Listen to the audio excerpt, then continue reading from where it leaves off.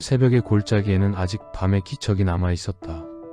산 능선을 감싸던 안개는 천천히 흐릿한 물결을 그리며 아래로 스며들고 짙은 흙냄새와 축축한 바람은 겨울을 앞둔 고구려의 긴장된 공기를 품고 있었다. 이른 시각에 환도성 위쪽 산길을 달리는 말 발굽 소리만이 이 거대한 왕국의 어둠 속에 조용히 울리고 있었다. 그 말 위에는 젊은 왕자 사유가 있었다. 아버지 미천왕의 서거 이후 왕자는 홀로 산을 찾는 시간을 자주 가졌다. 그에게 이 고요한 순간은 단순한 사색의 시간이 아니었다. 아버지의 무덤을 바라보며 이 나라의 정상에 서려는 자가 감당해야 할 무게가 무엇인지 스스로에게 묻고 또 묻는 통과 일회와도 같았다. 전날 내린 비는 산길을 미끄럽게 만들었고 왕자의 붉은 예복은 이슬과 물기 때문에 무거워져 있었지만 그는 고개를 들고 묵묵히 위로 올라갔다. 고국의 아침은 아직 오지 않았으나 산 위에서는 이미 먼 동쪽에 아주 희미한 빛을 띠고 있었다. 정상에 도착한 왕자는 말을 천천히 멈추게 했다. 바람은 매섭고 차가웠다. 그러나 그 바람이 그의 마음을 흔들어 놓지는 못했다. 그는 말에서 내려 황금빛이 되어가려는 새벽을 향해 느리게 그러나 단호하게 발걸음을 옮겼다. 눈앞에는 고구려의 장대한 산맥이 끝없이 펼쳐져 있었다. 남쪽과 서쪽은 아직 깊은 어둠에 잠겨 있었고 북쪽으로는 무수한 산봉우리들이 강철처럼 날카롭게 솟아 있었다. 이 땅은 고구려가 세대마다 피와 땀으로 지켜낸 삶의 터전이었고 사유에게는 이제 자신이 지켜야 할 왕의 세계였다. 그는 아직 왕좌에 오르지 않은 상태였지만 이미 새로운 시대가 자신에게 다가오고 있다는 것을 알고 있었다. 미천왕이 남긴 업적은 막대했고 그가 넓힌 영토와 확보한 자원은 주변 강대국들이 군침 삼키기 충분한 것이었다. 고구려는 북방에서 성장하는 여러 세력의 시선을 받고 있었고 남쪽의 백제는 강성한 근초고왕이 집권하여 무섭도록 빠른 확장을 이뤄내고 있었다. 왕자는 산 아래로 내려다보며 천천히 아주 천천히 심호흡을 했다. 그는 이 순간이 단순히 아침의 시작이 아니라 고국원왕이라는 이름으로 살게 될 삶의 출발점이라는 것을 직감하고 있었다. 그의 사유는 24세 나이로 왕위에 올랐다. 고구려의 귀족들은 젊은 왕의 강단과 체구에서 새로운 리더십을 기대했다. 왕이 왕위에 오르는 순간 환도성의 종각은 장엄한 울림을 전했고 백성들은 새로운 통치자의 탄생을 기원했다. 그러나 축제와 희망의 이면에는 이미 동북아 전체를 감싸고 있는 검은 그림자가 있었다. 전현 백제 그리고 북방의 세력들은 고구려의 성장세를 경계했고 어느 시점에서든 공격적 움직임을 취할 가능성이 높아지고 있었다. 고국원왕은 즉위 직후부터 그 불길한 기운을 똑똑히 직감하고 있었다. 그는 즉위식이 끝난 직후 신하들을 불러 조용하지만 단호하게 명령했다. 국경을 정비하라. 성벽을 보수하고 병력을 재배치하라. 지방 세력의 보고 체계를 정돈하고 혼란을 줄여라. 그의 말은 목소리의 크기와는 별개로 강한 긴장과 의지를 담고 있었다. 그는 아직 젊었고 아버지의 카리스마만큼 압도적인 힘을 갖지는 않았지만 그 속에는 고구려 왕실이 대대로 간직해온 철혈의 기질이 분명히 있었다. 국방 재편, 행정체계 정비, 지방 통제력 확보, 그가 취한 조치는 왕이 되자마자 곧바로 시작된 대공사였다. 병사들은 북쪽과 서쪽의 성체를 보수했고 관리들은 지방의 문서 체계를 재정비했다. 하지만 당시 동북아의 정세는 젊은 군주의 준비보다 훨씬 빠르게 움직이고 있었다. 342년 혹독한 겨울의 전조, 고국원왕이 즉위한 후 10년이 채 지나지 않았을 때 고구려 북서쪽에서 거대한 전운이 일기 시작했다. 전현의 군주 모영왕은 이미 요동 일대를 기반으로 막강한 기병과 병력을 보유한 군주로 유명했다. 그는 단순히 강한 자가 아니라 야망을 숨기지 않는 자였다. 고구려는 그 야심을 알고 있었다. 그러나 모영왕이 보여준 실제 행동의 속도는 고구려가 예상한 범위를 훨씬 뛰어넘었다. 342년 초겨울 모영왕은 대군을 이끌고 혹독한 추위를 뚫으며 고구려 국경을 넘었다. 그들의 기병은 바람을 가르고 하루가 다르게 변경의 작은 성들을 삼켜갔다. 고구려는 급히 방어선을 정비했으나 전현의 공격은 너무나 빠르고 너무나 압도적이었다. 고국원왕은 수도 환도성을 중심으로 최후의 방어선을 구축하라는 명령을 내렸다. 하지만 상황은 이미 빠르게 악화되고 있었다. 전현군의 공성기는 마침내 환도성 성벽을 두드리기 시작했다. 성벽의 돌들이 흔들리고 포성의 잔향이 산에 울렸다. 왕은 성벽 위에서 병사들과 함께 싸울 것을 결심했으나 신하들은 왕의 안전을 확보하기 위해 필사적으로 만류했다. 결국 그는 왕으로서 가장 내리기 어려운 결정을 내려야 했다. 환도성의 피난, 그리고 전략적 후퇴. 이 결정은 단순한 군사적 판단이 아니라 왕의 자존과 나라의 자존을 건 선택이었다. 백성들과 함께 물러난 왕은 멀리에서 환도성이 불타오르는 모습을 바라봐야 했다. 그 순간 고국원왕은 스스로가 감당해야 할 운명의 빛과 그림자를 적나라하게 마주하게 되었다. 전현군은 환도성을 함락한 후 고구려 역사상 가장 굴욕적인 사건 중 하나를 저질렀다. 그들은 왕실의 무덤을 파헤치고 고국원왕의 아버지 미천왕의 시신을 탈취해갔다. 이는 단순한 약탈이 아니었다.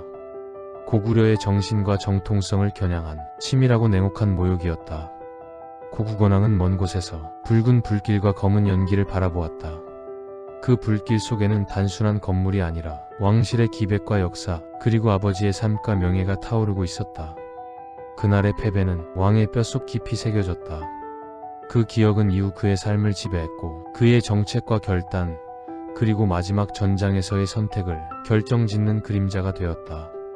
전현군이 물러가고 난 뒤 남은 것은 뿔뿔이 흩어진 백성들과 폐허가 된 성벽, 그리고 타버린 집터뿐이었다. 고국원왕은 가장 먼저 폐허가 된 수도를 찾아갔다.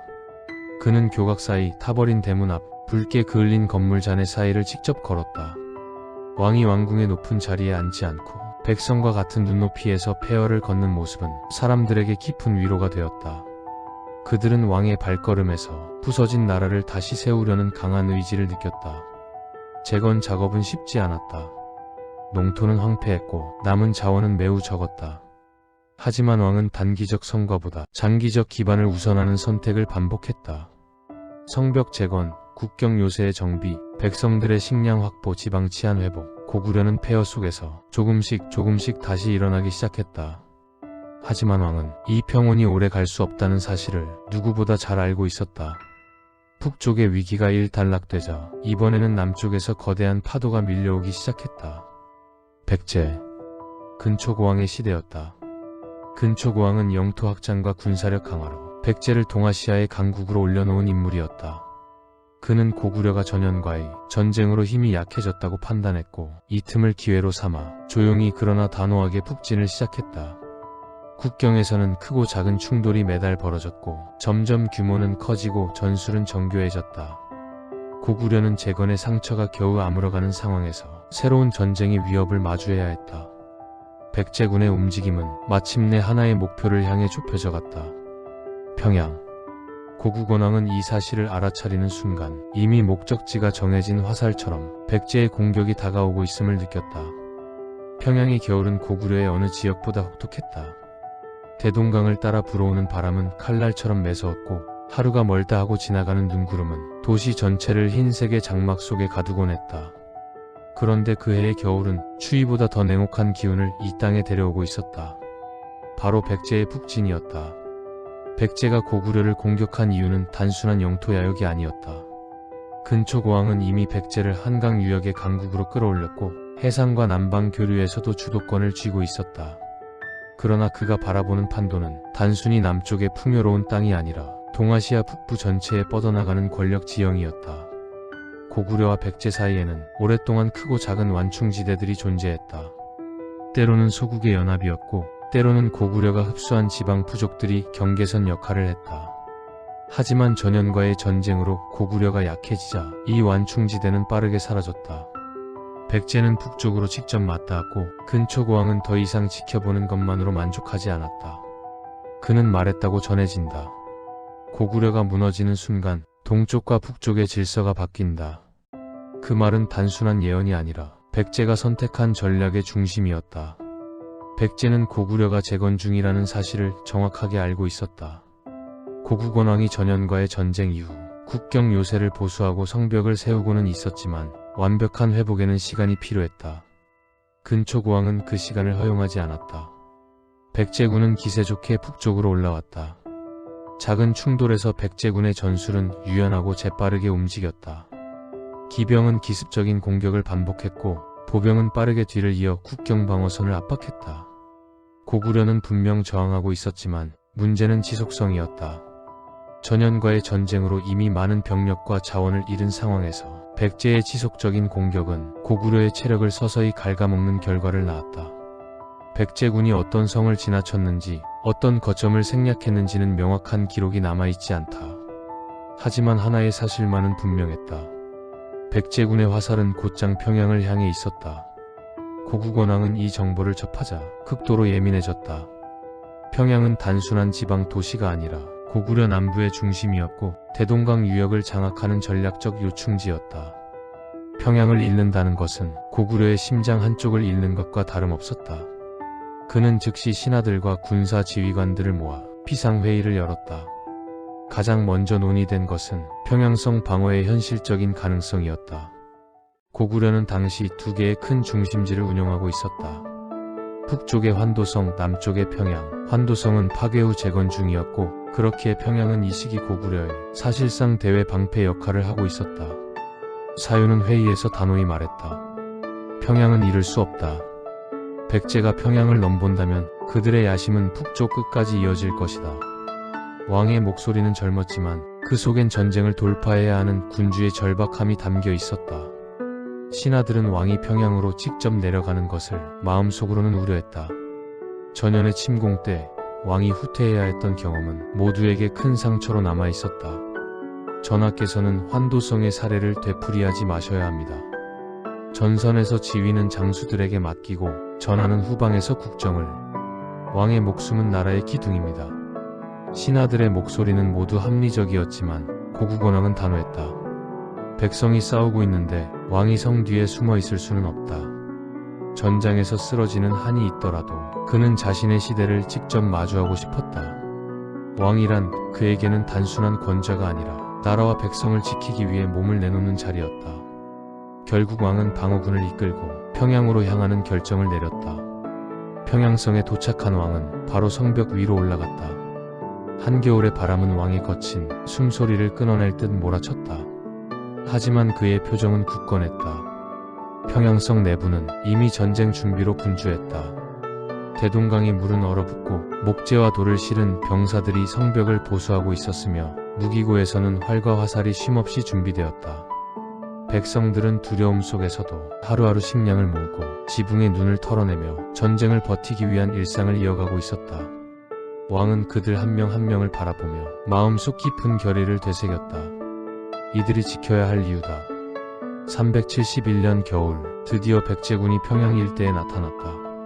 새벽녘 성벽을 지키던 고구려 병사는 눈 덮인 저 멀리 규칙적인 움직임을 보았다. 먼저 말발굽의 검은 그림자가 보였고 그 뒤로 군기와 갑옷의 반짝임이 느껴졌다. 곧이어 평양성 전체에 경보가 울렸다. 사방에서 북이 울리고 군사들이 성벽으로 달려나왔다. 왕 역시 가장 먼저 성벽 위에 올랐다. 그는 백제군의 대열을 바라보며 짙은 숨을 내쉬었다. 평양의 겨울 평원은 하얀 눈으로 뒤덮여 있었고 그 위를 검은 갑옷의 백제군이 물결처럼 움직이며 앞으로 나왔다. 그 장면은 고구려 역사에서 가장 비극적이면서도 가장 장엄한 전투의 서막이었다. 백제군은 성급하게 공격하지 않았다. 그들은 고구려군의 전열을 확인하며 정교한 포진을 시작했다. 기병은 차량대로 나뉘어 좌우 측면에 넓게 퍼졌고 보병은 중앙에서 방패벽을 형성하며 조금씩 아주 조금씩 앞으로 전진했다. 백제군의 움직임은 부드러우면서도 위협적이었다. 그들은 겨울의 눈을 밟으면서도 속도와 균형을 잃지 않는 고도로 훈련된 군대였다. 고구려군의 지휘관들은 백제군이 단순한 기습이 아니라 평양을 목표로 한 정면전을 준비하고 있다는 것을 이해했다. 그리고 그 중심에는 근초고왕이 있었다. 평양성 성벽 위에서 고국원왕은 바람에 휘날리는 붉은 망토를 정리하며 전장을 내려다보았다. 그의 얼굴은 분명 피곤했고 전현과의 전쟁 때 입은 심리적 상처도 아직 완전히 치유되지 않았을 것이다. 그러나 지금 그의 눈빛에는 한나라의 군주로서의 결연함이 있었다. 그는 지난 수년 동안 북쪽에서는 전현, 남쪽에서는 백제라는 두 거대한 파도 속에서 고구려라는 거대한 배의 균형을 잡으려고 애써왔다. 그리고 이제 그의 운명은 평양의 성벽 위에서 결정될 것이었다. 고국원왕의 치세 후반은 마치 빛이 쓰러져가는 긴 석양과도 같았다. 왕이 선택해온 모든 길, 모든 인내와 타협은 마침내 그에게 가장 잔혹한 형태로 돌아왔다. 이제 고구려는 변방의 긴장과 국경의 침범을 넘어서 국가 존망을 건 연속된 충격을 맞이하게 된다. 그 시작은 한반도 남서부에서 천천히 세력을 늘리던 백제의 발걸음이었다. 그리고 이 움직임은 단순한 국경 분쟁이 아니라 두 나라의 지난 세대에 걸친 감정과 계산이 엉킨 거대한 복수의 되갚음이었다. 고구려가 후연과의 전쟁으로 국력을 퍼붓고 있을 때 백제는 조용히 국력을 끌어올리고 있었다.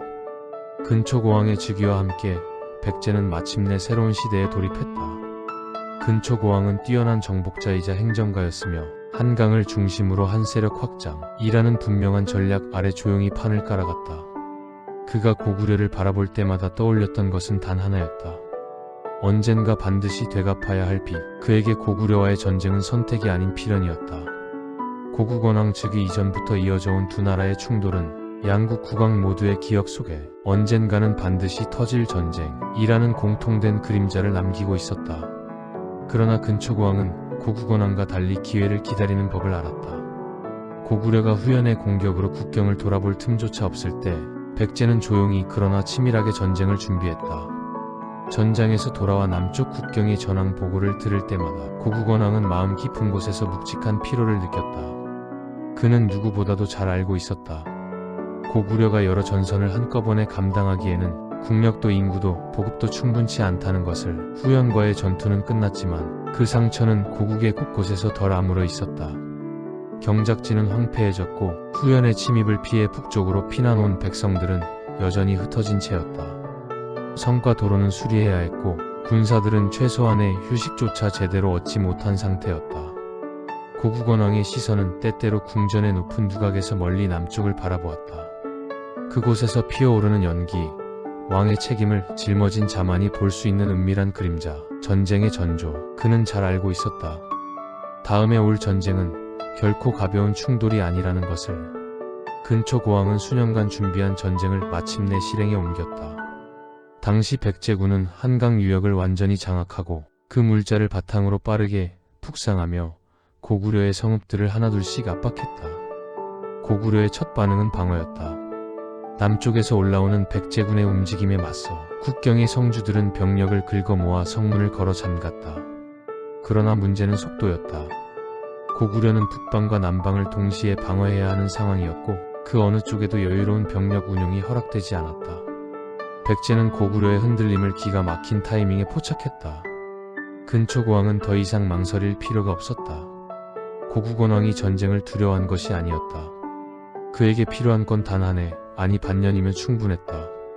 국력을 회복하고 군대를 재정비할 시간. 그러나 백제는 그 시간을 허락하지 않았다. 백제와의 첫 대규모 전투에서 고구려는 완전한 패배를 맛보았다. 전령이 입술을 떨며 보고를 올리는 동안 궁정은 숨을 삼키고 침묵했다. 고국원왕 역시 침착함을 잃지 않았지만 그의 눈빛은 잔잔한 호수 밑에서 일렁이는 깊은 불안을 감추지 못했다. 남는 것은 단 하나였다. 왕이 친히 군대를 이끄는 것. 왕의 즉각적인 출정 결정은 간신히 남은 고구려의 모든 힘을 다시 모아 세우는 선택이었다. 장수들은 말렸다. 전하, 지금은 너무 위험합니다. 전열을 정비한 뒤 다시 결전을 치르는 것도 늦지 않습니다. 하지만 고국원왕은 단호했다. 그에게 있어 왕은 단순한 통치자가 아니었다. 왕은 나라의 방패이자 백성들의 마지막 기둥이었다. 왕이 나서지 않는다면 군대의 사기는 무너질 것이고 남은 전선도 순식간에 흔들릴 것이 분명했다. 고국원왕은 군대를 이끌고 장단성으로 향했다. 그곳은 북쪽에서 내려오는 길목을 막는 중요한 성이었고 백제군의 진격을 차단할 최후의 방벽이었다. 겨울의 기운이 서서히 골짜기에 내려오던 때였다. 차가운 바람이 갑옷 사이로 파고들며 군사들의 얼굴을 스쳤다. 고국원왕의 말발굽이 얼어붙은 흙 위를 파고들 때 그는 자신의 뒤를 따르는 병사들을 바라보았다. 그들은 굶주리고 지쳐 있었지만 왕의 맨 앞에서 흔들림 없이 나아가는 모습을 보며 다시금 마음속 불씨를 일으키고 있었다. 그러나 왕은 마음속 깊은 곳에서 이미 다가오는 그림자의 크기를 느끼고 있었다. 이번 전쟁은 단순한 영토 분쟁이 아니다. 이것은 백제가 수십 년 동안 품어온 야망과 고구려가 지켜온 북방 패권의 생존을 건 충돌, 그리고 어쩌면 한왕의 운명이 끝나는 자리일지도 모른다는 예감. 백제군은 이미 장단성 인근까지 접근한 상태였다. 근초고왕이 직접 군을 이끌고 있었다는 전령의 보고는 왕과 장수들의 표정을 굳게 만들었다. 고국원왕은 결전을 준비했다. 모든 장수들은 밤새 전략을 검토하고 군사들은 성 주변에 진을 치며 혹한 속에서 무기를 다듬었다. 그날 밤 눈발이 성벽에 잠시 흩날렸다. 불길한 첫눈이었다. 왕은 홀로 성벽 위에 올라 흐릿한 달빛 아래 펼쳐진 평야를 바라보았다. 그리고 그 순간 멀리서 들려오는 둔탁한 소리, 수천 명의 병사들이 움직이며 만드는 지층의 떨림. 백제군이 오고 있었다. 그 거대한 그림자, 두 나라의 운명을 뒤흔들 마지막 파도.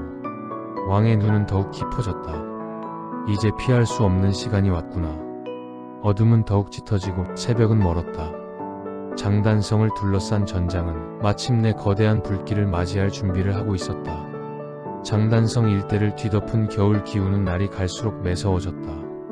그러나 그보다 더 차갑게 고구려의 전장을 감싼 것은 백제의 결연한 진군과 근초고왕의 불길한 침묵이었다. 고국원왕은 자신이 선택한 마지막 전선에서 왕의 책임을 온전히 짊어진 채 서 있었다. 그는 여기서 물러서지 않을 것이었다. 이곳이 무너진다면 고구려의 남쪽 관문은 끝없이 열릴 것이고 그 뒤에는 환도성까지 이어지는 광활한 평야가 있다. 그곳은 한번 적에게 내주면 되돌리기 어려운 고구려의 심장으로 향하는 길이었다. 왕은 군사들의 곁을 천천히 걸었다. 그를 바라보는 병사들의 눈빛 속에는 한왕을 향한 존경과 그리고 말하지 못한 두려움이 공존했다. 그 두 감정이 엉켜 만들어진 침묵 속에서 왕이 가까이 다가오기만 해도 병사들은 등줄기를 곱게 펴고 무기를 고쳐주었다. 고국원왕은 그 모습을 보며 짧게 숨을 들이켰다. 저들은 나를 믿고 있다. 이 싸움이 기적처럼 뒤집히리라 믿고 있다. 그 믿음이 왕의 마음 깊은 곳에서 뜨겁게 일렁였다. 전투는 새벽 직전 어둠이 가장 짙은 순간에 시작되었다. 백제군의 북동쪽 기습이 장단성 북문을 흔들며 깊고 둔탁한 충격음이 성벽 전체에 퍼졌다. 고국원왕은 즉시 말을 달리고 전면으로 나섰다. 그의 갑옷은 어둠 속에서 희미한 달빛을 받으며 침착하고도 묵직한 존재감을 띠었다. 백제군은 고구려군보다 더 조직적이고 더 빠르게 밀려들어왔다. 근초고왕의 지휘 아래 움직이는 그 병력은 오랜 준비 끝에 완성된 복수의 군대였다. 고국원왕은 한치도 물러서지 않았다. 전열을 재정비하며 좌우익을 세워 반격을 지시했다. 고구려군은 죽을 힘을 다해 공격했지만 백제군의 매서운 진격은 점점 전장을 잠식하며 다가왔다. 전투는 눈발이 흩날리는 가운데 수시간 동안 이어졌다.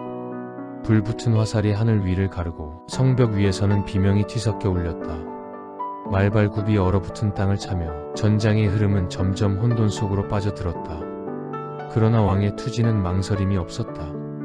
그는 맨 앞에서 칼을 들고 싸웠으며 백제군의 장수 몇을 직접 베어냈다.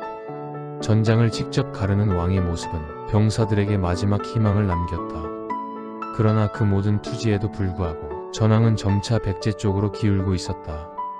많은 고구려 장수가 전사했고 중앙 전열은 백제군의 새로운 돌격에 흔들리기 시작했다. 그때 왕에 가까운 거리에서 백제군의 정예 궁수 부대가 배치되었다. 고국원왕의 붉은 갑옷은 어둠 속에서도 쉽게 눈에 띄었다. 전방의 선왕의 존재는 백제군에게는 전쟁을 끝낼 표식이었고 근초고왕은 그것을 놓치지 않았다. 숨이 멎은 듯한 순간 서늘한 공기를 가르며 날아든 한 화살이 고국원왕의 어깨를 꿰뚫었다. 왕의 몸이 순간 뒤로 젖혀졌지만 그는 다시 균형을 잡고 칼을 움켜쥐었다. 그러나 몇 초 뒤 두 번째 화살이 날아왔다. 이번에는 가슴을 비켜가며 깊이 파고들었다. 왕의 호위병들이 일제히 외쳤다. 전하, 전하를 모셔라. 그러나 왕은 뒤로 물러나지 않았다. 말의 고삐를 다시 잡고 다시 전선을 향해 말을 몰았다. 그때 세 번째 화살이 왕의 왼쪽 갈비 아래를 비스듬히 꿰뚫었다. 말 위에서 버티던 그의 상체가 흔들렸다. 피가 갑옷 사이로 흘러내며 갑주를 붉게 물들였다. 그러나 그 순간에도 왕의 눈빛은 흔들리지 않았다. 그 눈빛에는 죽음보다 무거운 책임이 담겨 있었다. 이곳에서 물러서면 고구려는 끝이다. 그의 마지막 의지가 그 시선 속에서 불타고 있었다. 전투의 소음이 잠시 멀어지는 듯한 순간 말이 왕의 체중을 더 이상 지탱하지 못했다. 고국원왕은 말에서 천천히 마치 긴 꿈에서 깨어나는 듯한 움직임으로 떨어졌다. 눈과 흙이 뒤섞인 차가운 땅 위로 그의 갑옷이 부딪히며 묵직한 소리가 울렸다. 호위병들이 달려와 왕을 부축했지만 왕은 미약한 숨을 내쉬며 고개를 저었다. 그는 끝까지 싸우려 했다. 그러나 그의 몸은 이미 한계에 다다른 후였다. 왕의 시야는 흐려지고 전장의 소리는 멀어져 갔다. 그의 마지막 시선에는 자신을 중심으로 흩어져 싸우는 병사들의 모습이 있었다. 그들은 끝까지 왕을 지키려 했고 왕의 마지막을 목격하며 절망과 분노가 뒤섞인 외침을 터뜨렸다. 눈발 속에서 왕의 붉은 갑옷은 마치 사라져가는 불씨처럼 흔들리더니 마침내 그 자리에 고요히 멈추었다. 그것이 고국원왕 사유의 마지막 겨울이었다. 그는 전장에서 최후를 맞이한 고구려 최초의 왕이 되었다. 고국원왕의 전사 소식은 환도성으로 향하던 전령들의 입에서 굳게 닫힌 문 위로 날아들었다.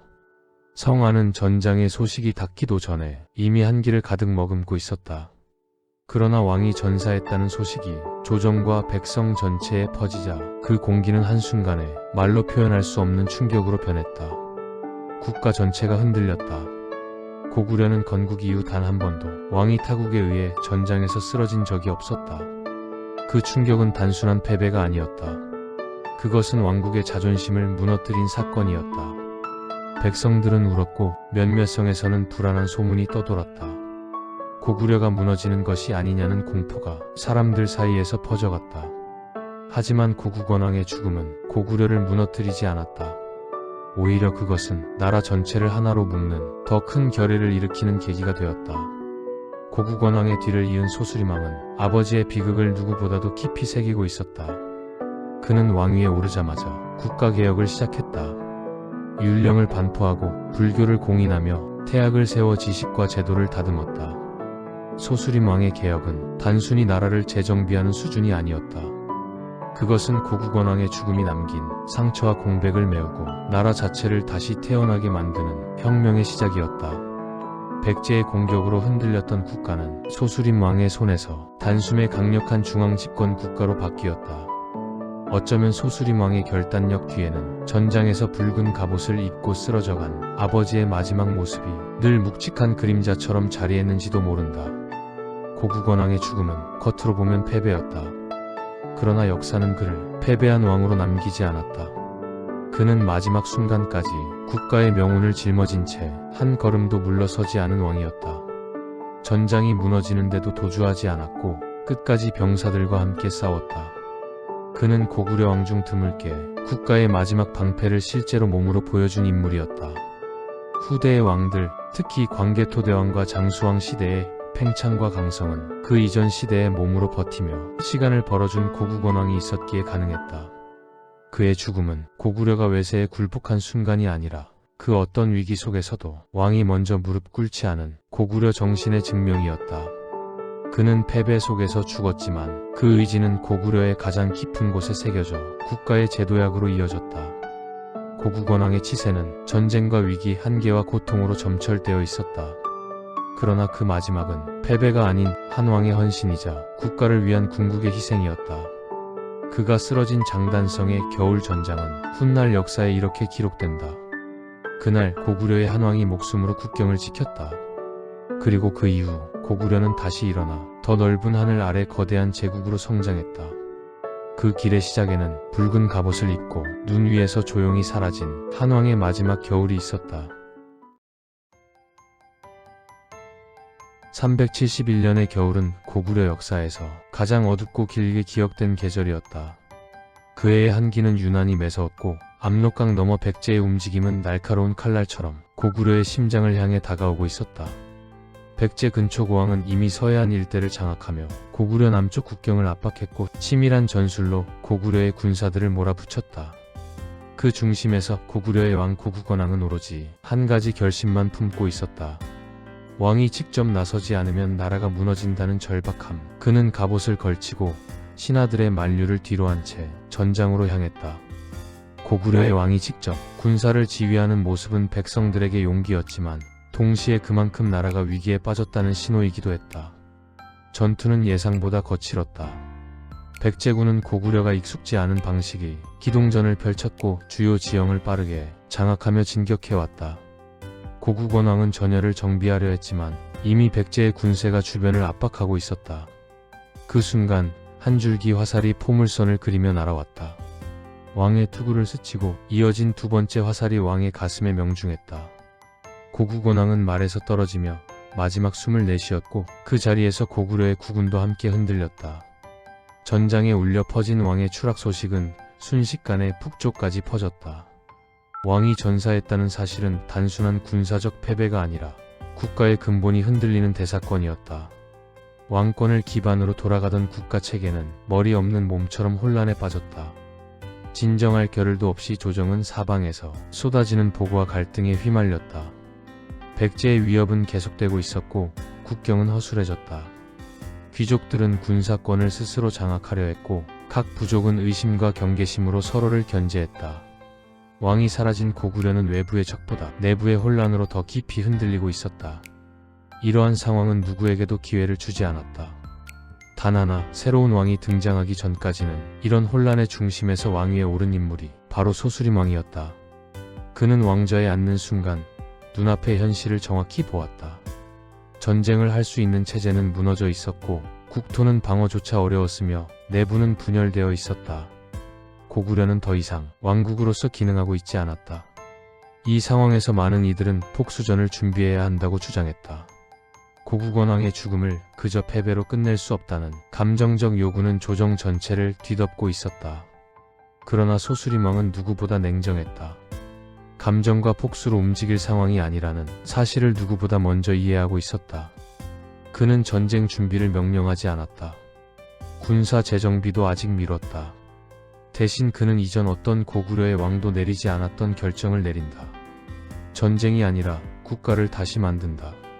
칼보다 제도를 선택한 결정, 이것이 소수림왕 시대의 시작이었다. 소수림왕의 첫 번째 선택은 전쟁이 아닌 정신의 개혁이었다.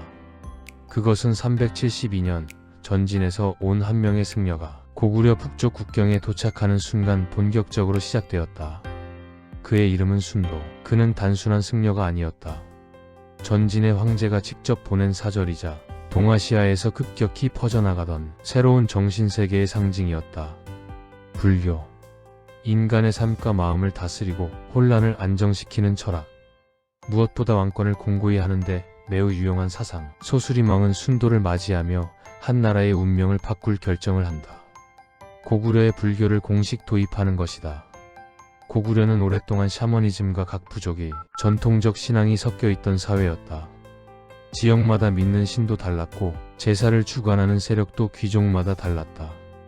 이러한 분산된 신앙 체계는 왕을 중심으로 한 통일된 사상 구조를 만들어내기 어렵게 만들었다. 하지만 불교는 달랐다. 명확한 교리와 규범이 있었고 수행과 질서를 강조했다. 무엇보다 왕과 국가의 보호를 신성한 업으로 보는 관념은 왕권을 신성화하는 데 최적이었다. 소수림 왕은 이 점을 정확히 파악했다. 그는 불교를 단순한 신앙이 아니라 국가 통합의 도구로 삼았다. 순도가 궁정에 입궐하자마자 소수림 왕은 불교를 국교적 위치에 올려놓는다. 사찰이 건립되고 불교 의식이 도입되며 고구려 지배층에게 불교는 빠르게 스며들기 시작했다. 귀족들은 왕이 인정한 종교를 통해 왕에 대한 충성의 새로운 기준을 체감했다. 더 이상 부족별 신앙이 아니라 고구려라는 국가를 중심으로 한 사상이 만들어지고 있었다. 불교는 백성들에게도 새로운 질서를 제시했다. 전란과 혼란 속에서 마음의 안정을 찾을 수 있는 철학은 백성들의 불만과 불안을 잠재웠다. 왕이 마련한 정신적 구심점은 백성들에게 왕이 우리의 삶을 이끌고 있다는 신뢰를 주었다. 소수림 왕의 이 결정은 전쟁보다 더 큰 변화를 가져왔다. 정신이 없으면 몸은 흔들린다. 사상이 없으면 국가는 흩어진다. 소수림 왕은 바로 그 핵심을 건드린 것이다. 이 개혁은 훗날 광개토 대왕과 장수왕이 대제국을 건설하는 과정에서 중요한 정신적 기반이 된다. 자신감, 통일된 가치관, 그리고 왕권에 대한 신성한 인정. 이 모든 것이 불교 도입에서 시작되었다. 소수림왕은 정신을 세웠다. 그리고 다음으로 선택한 것은 지식이었다. 그는 바로 같은 해 태학을 설립한다. 이는 고구려 최초의 중앙교육기관이자 동아시아에서 손꼽히는 조기 국가교육 시스템이었다. 태학은 단순히 젊은 귀족들이 공부하는 곳이 아니었다. 그곳은 미래의 관료를 양성하는 훈련장, 그리고 고구려의 운영체제를 통일시키는 핵심 공간이었다. 당시 고구려는 중앙집권 국가처럼 보였지만 실제로는 각 부족과 귀족이 강한 권력을 지니고 있었다. 어떤 지역은 중앙의 명령을 잘 따랐지만 어떤 지역은 자체적인 관습법과 전통으로 운영되었다. 이런 상황에서 국가의 효율적인 운영은 기대하기 어려웠다. 소수림왕은 이를 바꾸기 위해 태학을 설립했다. 태학의 커리큘럼은 고구려가 앞으로 나아가야 할 방향을 그대로 보여주었다. 국가 운영, 예법, 군사, 문자, 행정문서 작성법까지 모든 내용이 포함되었다. 즉 왕 중심의 국가체제를 운영할 수 있는 국가 인재를 직접 길러내는 기관이었다. 태학 출신의 인재들은 시간이 흐르며 고구려 곳곳에 배치되었다. 이들은 더 이상 부족 출신이 아니라 국가가 길러낸 관료라는 정체성을 지니고 있었다. 이것은 고구려 역사에서 이전에 없던 변화였다. 왕이 직접 양성한 관료 집단, 이는 곧 왕권 강화로 이어졌고 고구려는 처음으로 체계적 행정 능력을 갖추기 시작했다. 소수림왕은 전쟁이 아닌 제도를 통해 고구려를 강화시키고 있었다. 그리고 이 결정은 후세에 엄청난 영향을 끼친다. 광개토대왕이 수많은 정복 전쟁을 펼칠 수 있었던 이유, 장수왕이 남쪽으로 천도하며 전략적으로 국가를 확장할 수 있었던 이유, 그들의 뒤에는 언제나 태학 출신의 관료들이 있었고 그들이 만든 문서와 전략이 있었다. 전쟁은 군사력으로 싸우지만 제국은 행정력으로 유지된다. 소수림왕은 이 사실을 누구보다 먼저 깨달았고 그가 마련한 태학은 고구려가 제국을 운영할 수 있는 기반이 되었다. 사상과 교육을 세운 소수림왕은 이제 마지막이자 가장 근본적인 개혁에 나선다. 373년 그는 고구려 최초의 성문법, 곧 율령을 반포한다. 율령은 단순한 규정 모음이 아니었다. 그것은 고구려라는 국가의 뼈대를 만들기 위한 결정적 조치였다. 율령이 반포되기 전까지 고구려는 지역별로 관습법이 모두 달랐다. 어떤 지역에서는 같은 죄가 사형이었고 다른 지역에서는 벌금으로 끝나기도 했다. 행정체계 역시 귀족의 판단에 좌우되었고 군사 동원도 때로는 협상과 타협을 필요로 했다. 하지만 율령의 등장으로 이 모든 구조가 뒤집혔다. 왕을 중심으로 한 통일된 법이 만들어졌고 모든 지역과 백성이 따라야 할 명확한 기준이 생겼다.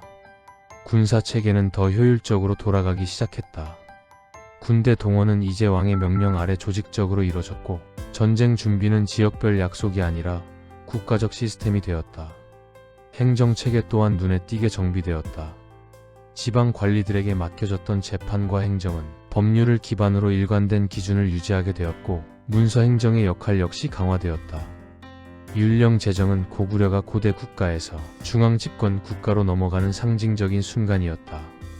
불교는 정신을 세웠고 태학은 인재를 세웠으며 율령은 국가의 근본을 세웠다. 소수림왕의 개혁은 번개처럼 빠르지 않았다. 그것은 깊고 무거우며 천천히 그러나 견고하게 나라의 체질을 바꿔나갔다. 그가 만든 제도 개혁은 군사적 승리보다 오래 남았다. 백제의 위협은 잠시였지만 그가 만든 국가체제는 수백 년 동안 고구려의 기둥이 되었다. 373년의 율령 반포는 고구려를 제국의 토대 위에 올려놓은 마지막 퍼즐이었다. 소수림왕은 영토를 넓히지 않았다. 대규모 원정도 없었다. 화려한 전쟁 기록도 남기지 않았다. 그러나 그의 업적은 고구려의 국력 가장 깊은 뿌리에 자리했다. 그가 만든 개혁은 단 한 번의 전쟁보다 더 크고 어떠한 정복보다 더 오래 지속되었다. 그의 개혁이 끝난 지 수십 년 뒤 고구려는 역대 최강의 왕들을 배출한다. 광개토대왕, 폭풍처럼 대륙을 누비며 영토를 크게 확장한 정복 군주, 그가 공격한 지역은 64개, 정복한 성은 1000개가 넘었고 고구려는 동북아 최강의 자리로 올라선다. 장수왕, 광개토대왕의 아들이자 고구려의 국력을 완전히 체계화한 왕, 그는 수도를 남쪽의 평양으로 옮기며 국가를 새로운 단계로 이끌었다. 그의 통치 기간은 무려 79년, 동아시아 최고 장기 집권 왕이었다. 이 두 왕이 펼친 엄청난 업적 뒤에는 항상 한 명의 왕이 남긴 기반이 있었다. 소수림왕. 그가 만든 사상, 교육, 법률의 틀은 고구려를 하나의 문명 국가로 만들었다.